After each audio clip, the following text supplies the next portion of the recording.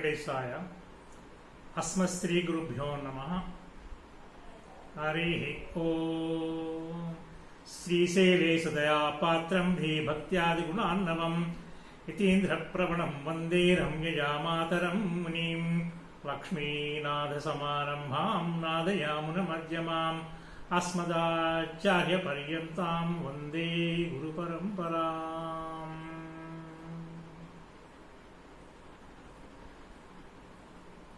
నా పేరు వెంకటేశ్వర శర్మ. శ్రీనిల నివాసము భాగ్యనగరం. మొట్టమొదటిసారిగా వీడియో ద్వారా సూర్యగ్రహణం గురించి కొన్ని విషయాలు విన్నవించుకోవడం కోసం మీ ముందుకు వచ్చేసాను. ఇది మొదటి ప్రయత్నం కనుక ఏదైనా తెలిసి తెలియక తప్పిదం జరుగుతున్న వరకు క్షమించమని ముందుగా మిమ్మల్ని ప్రార్థిస్తున్నాను.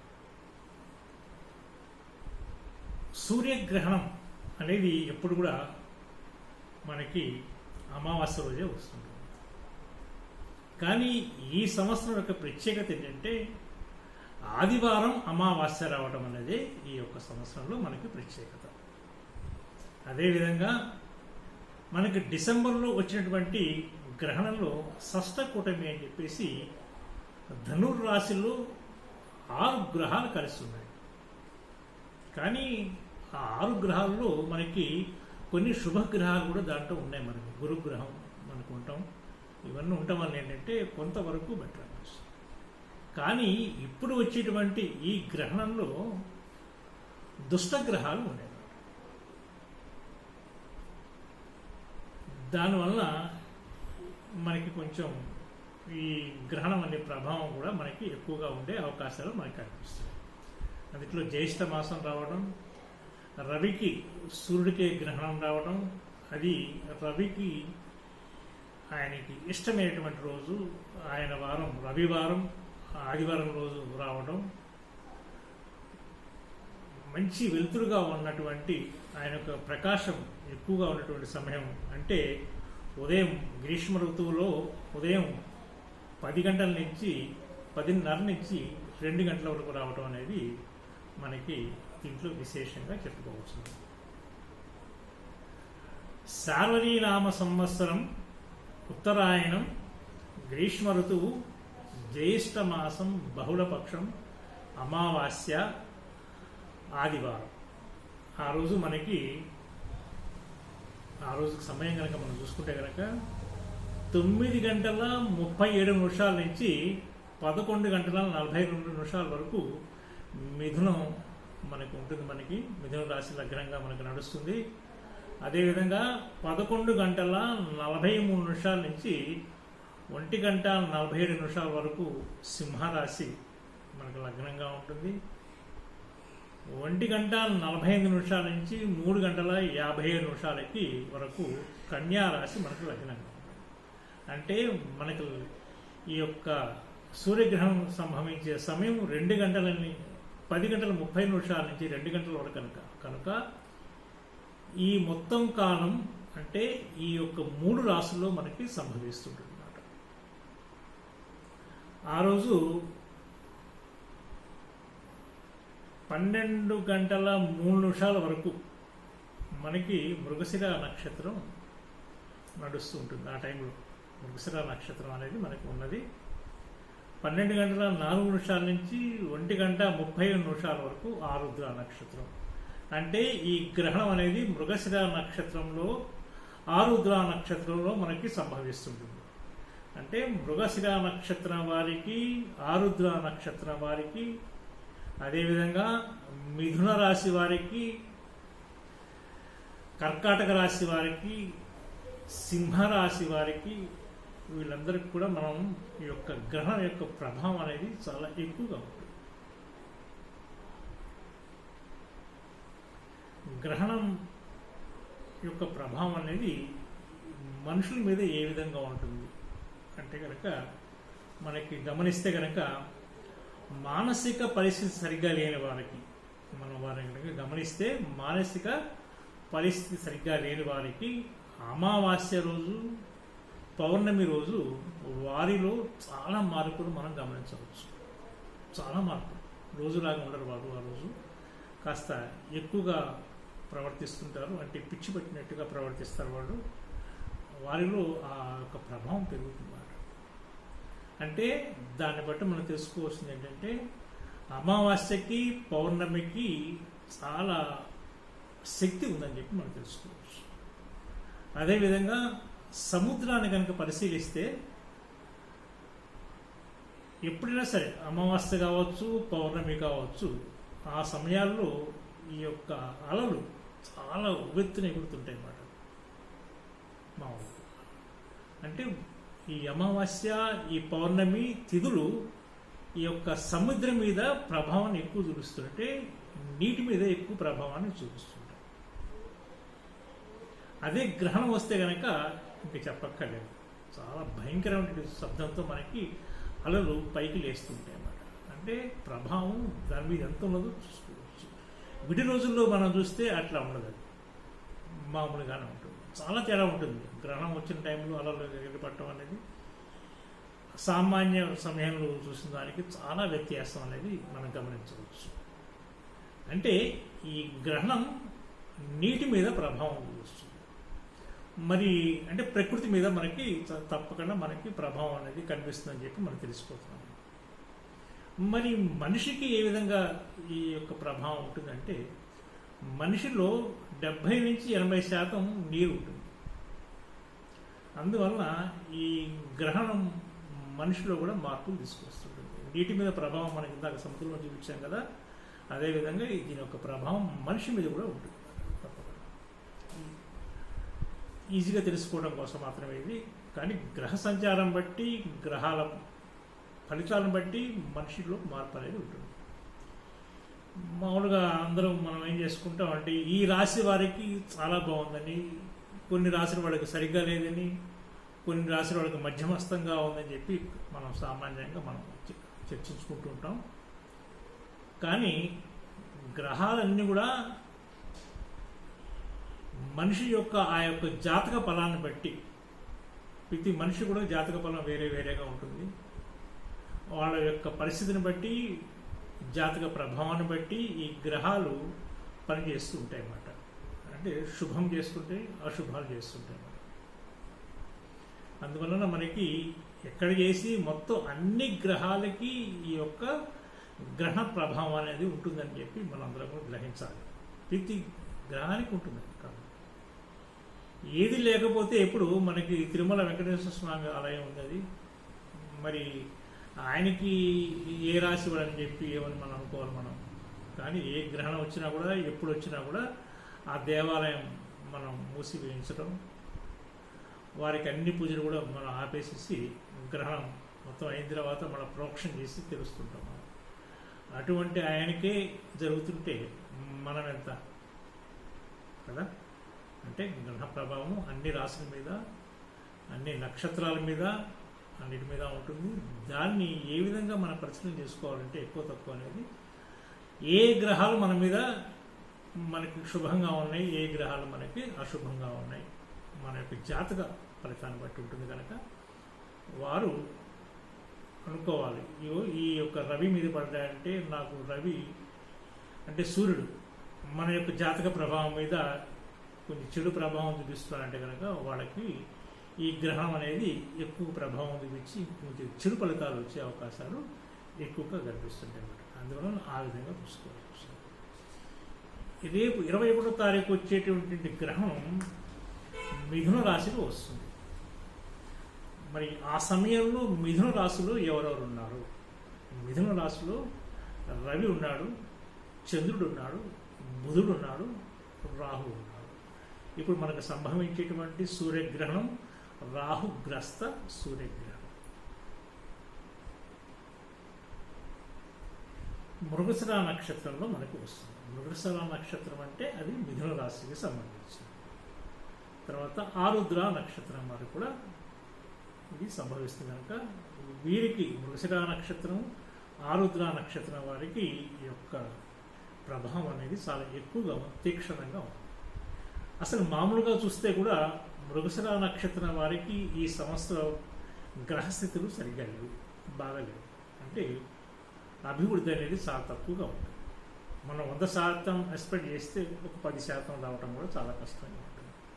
ఇంకా వారు చేసుకున్నటువంటి పుణ్య కార్యక్రమాలు కావచ్చు, జపాలు కావచ్చు, పూజలు కావచ్చు, వాటి ఫలితం వల్ల కొంతవరకు బాగుంటుంది తప్ప, లేకుంటే వాళ్ళ యొక్క గ్రహస్థితి ఈ సంవత్సరం ఏమి అంత అనుకూలంగా లేదు మనకి. దానికి తోడు ఇప్పుడు ఈ యొక్క మిథున రాశిలోకి మృగశిర నక్షత్రం వారికి ఈ యొక్క గ్రహణం సంభవించడం వల్ల వారి పరిస్థితి కొంచెం ఇబ్బందికరంగా ఉంటుంది కనుక వారు ఎక్కువగా జాగ్రత్తలు తీసుకోవాల్సిన అవసరం నాకు ఉంది. వాడు ఎక్కువగా తీసుకోవాలంటే ఏం చేయాలి, ఎటువంటి నియమాలు పాటించాలి?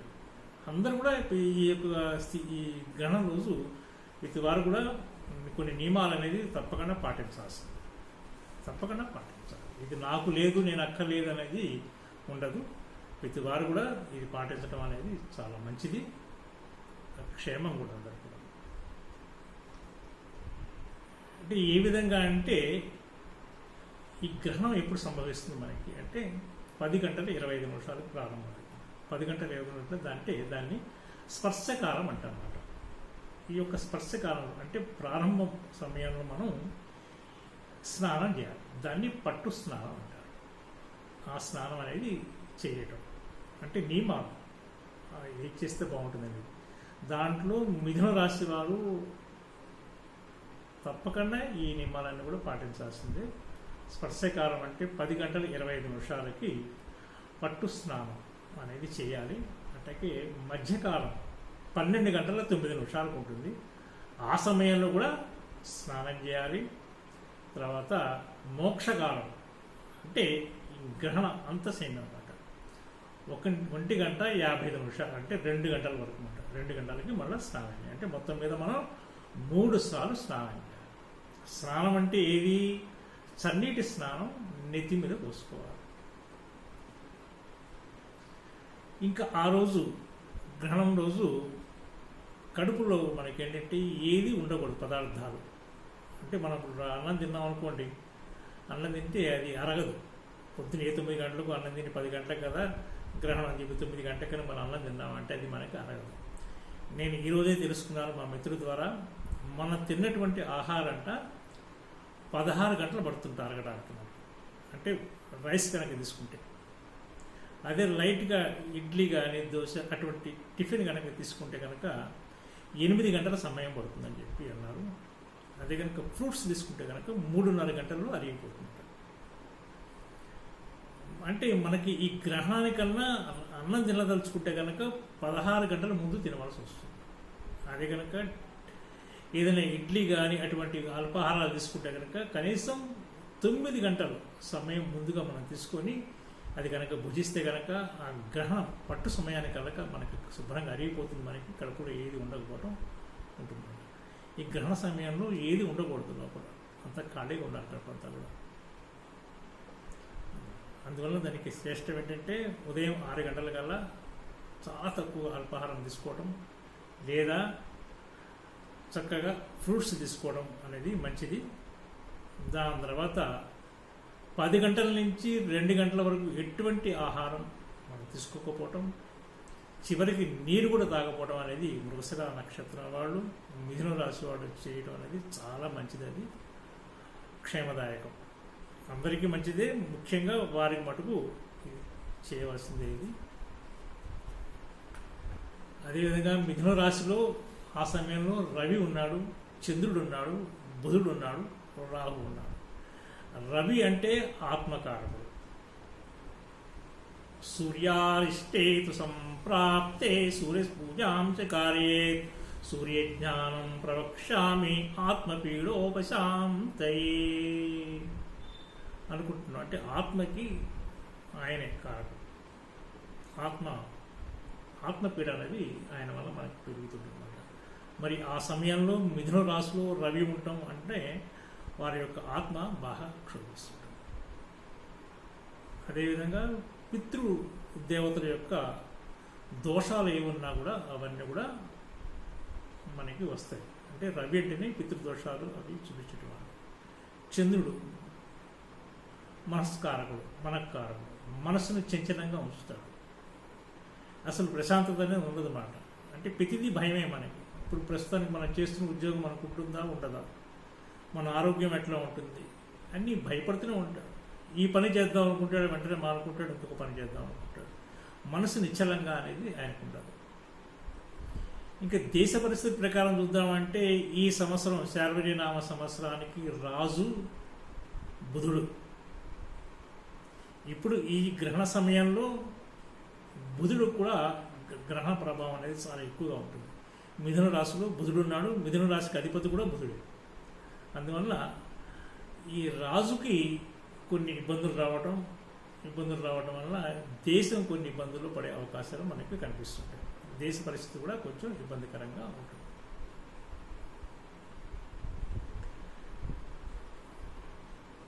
అధికంగా చెప్పాలంటే మిథున రాశి వారికి ఈ యొక్క ప్రభావం ఎక్కువగా కనిపిస్తుంది మనకి. అందువలన మిథున రాశి వాళ్ళు ఈ యొక్క మృగశిర నక్షత్రం గలవారు ఏంటంటే ఈ యొక్క నియమాలన్నీ చక్కగా పాటిస్తూ వాళ్ళు విష్ణు సహస్రనామ పారాయణం చేయటం అనేది చాలా క్షేమకరం. ఎందుకంటే బుధుడు ఆయనకి అధిపతి విష్ణువు, మిథున రాశికి అధిపతి బుధుడు, బుధుడికి అధిపతి మహావిష్ణువు. అందుకని విష్ణు సహస్రనామ పారాయణం చేయడం అనేది చాలా మంచిది. అందుకని అందరూ కూడా విష్ణు సహస్రనామ పారాయణాన్ని చేసుకోండి.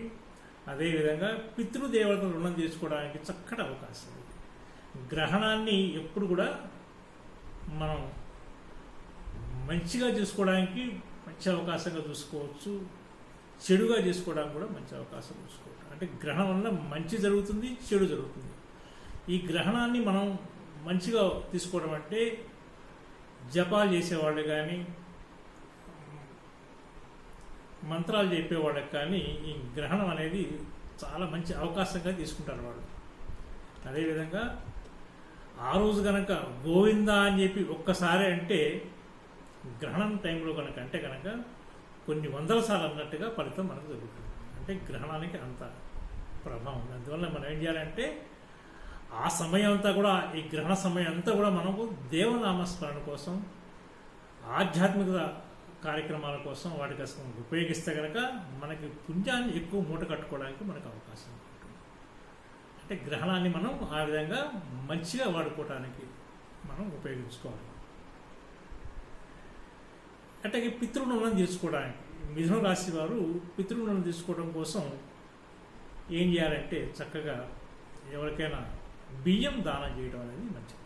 వారికి కొంతకాలం ఆహారం తినడానికి వీలుగా 2-3 బస్తాలు బియ్యం బస్తాలు అట్లాంటి వాడు కనుక ఇచ్చినట్టు కనుక ఎక్కువ మొత్తంలో ఇస్తే కనుక వారు హాయిగా వీరి పేరు చెప్పుకొని ఇక్కడ నిండా అన్నం తింటారు వాళ్ళు. ఈ విధంగా వారి యొక్క దోషాలు పోగొట్టుకోవడానికి మంచి అవకాశాలు.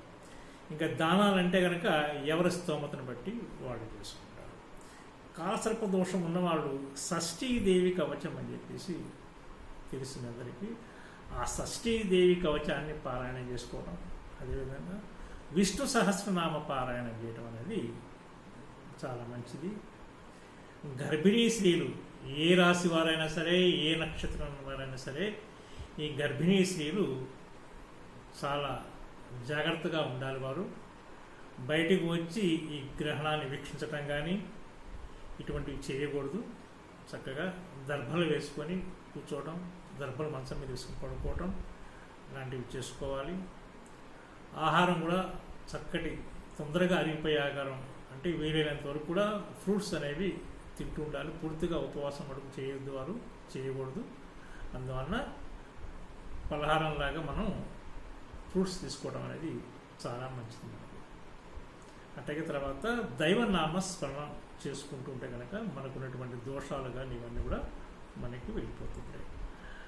ఆదిత్యాది నవగ్రహ స్తోత్రాలు ఉంటాయి కనుక తెలుసు కదా అందరికి, కనుక అవి చేసుకోవాలి. అదేవిధంగా ఇష్టదైవాన్ని స్మరించుకుంటూ ఉండాలి. మనకి ఈ సంపూర్ణ సూర్యగ్రహణం, పాక్షిక సూర్యగ్రహణం అని చెప్పి 2 రకాలు వస్తాయి. ఇప్పుడు మనకు వచ్చేది పాక్షిక సూర్యగ్రహణం.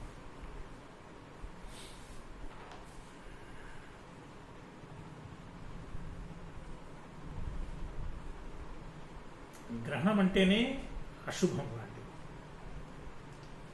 గ్రహణం అంటేనే అశుభం. అందువల్ల మనం గ్రహణాన్ని చూడగలదని చెప్పి మన యొక్క పూర్వీకులు పెద్దలు కూడా అందువల్లనే దాన్ని పెట్టారు. అశుభ కార్యక్రమాలు చూడకూడదు మనం.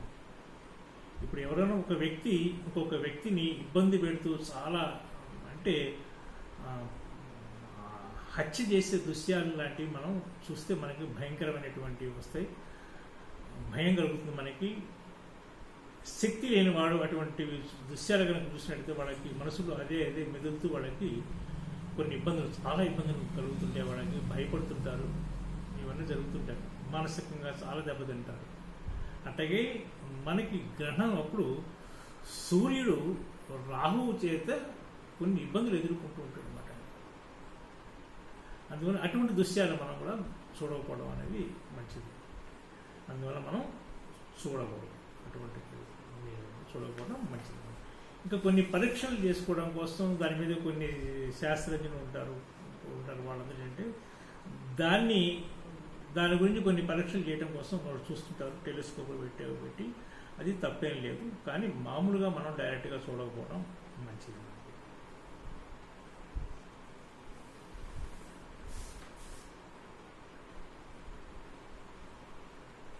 ఇంకా పూర్తిగా గ్రహణ దోషంలో దానాలు ఏమి ఇవ్వాలని చెప్పి మనందరూ కూడా అనుకుంటుంటాం. మనం దానం ఏమిటంటే శక్తి ఉన్న వాళ్ళు ఏం చేస్తారంటే ఈ గ్రహణ దోషం పోవటం కోసం బంగారు నాగపడగను చేయించటము లేదా సూర్యబింబాన్ని చేయించటము చేసి దాన్ని దక్షిణతో కలుపుకొని బ్రాహ్మణుడికి దానంగా ఇస్తుంటారు. అది అందరికీ సాధ్యమైనటువంటి పని కాదు, అంత శక్తి అందరికీ ఉండదు కనుక ఏ గ్రహం వల్ల మన యొక్క జాతక ప్రభావం ఆ సంవత్సరం దేనివల్ల మనకి ఇబ్బందులు ఉన్నాయో తెలుసుకొని ఆ గ్రహానికి సంబంధించినటువంటి వస్తువులు ఏవైతే ఉన్నాయో దానిని దానంగా చేయడం అనేది మంచిది. అది తెలుసుకొని మీ యొక్క బ్రాహ్మణుల దగ్గరికి వెళ్ళి అవన్నీ తెలుసుకొని చక్కగా మీరు వారు చెప్పినట్టుగా దానాలు చేస్తే శుభం జరుగుతుంది. మన యొక్క శక్తిని బట్టి మనం దానాలు చేసుకోవచ్చు. ఖచ్చితంగా ఇదే చేయాలని చెప్పి ఇటు ఏం లేవు, అందుకని మన శక్తి కొరకు మనం చేసుకోవచ్చు. మనం ఇబ్బంది పడకూడదు, ఇబ్బంది పడుతూ కూడా దానం చేయకూడదు. మన శక్తి వరకు మనం దానం చేయాలి.